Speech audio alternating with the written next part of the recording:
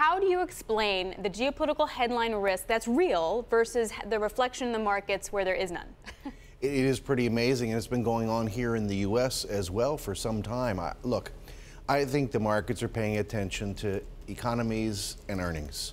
And the geopolitics, because there's so much uncertainty, really doesn't know how to deal with it. Occasionally you see it in the currency market. We're not this morning, as you just pointed out, but I think the geopolitical issues will continue to swirl and markets will continue to march to the drumbeat of how good are earnings going to be.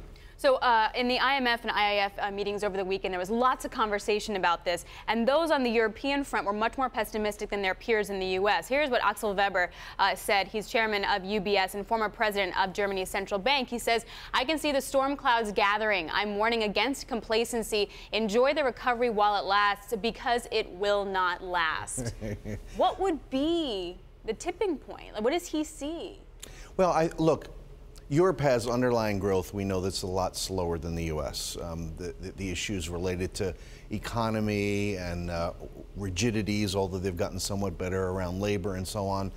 And I think because there's so many more moving parts in politics in Europe, the absence of anybody able to pass anything that controls all of Europe, the problem with the one currency and one central bank and different fiscal policy for every country, these issues are going to cause problems in Europe. They have in the past, they will in the future. Well, that's the question. At what point do they cause problems for growth? I mean, already we have some warnings coming out of Spain that they might have to revise their growth projections for next year if this continues. Obviously, the UK is struggling. So at what point does it start to affect growth?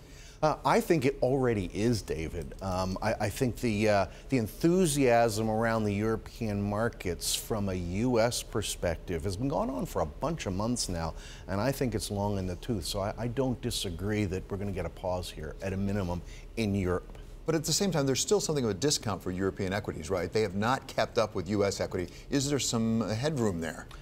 I don't think so. The discount is related to structural differences.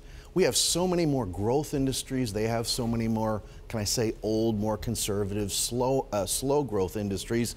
If you adjust, if you will, for sectoral differences, Europe is not that cheap compared to the U.S.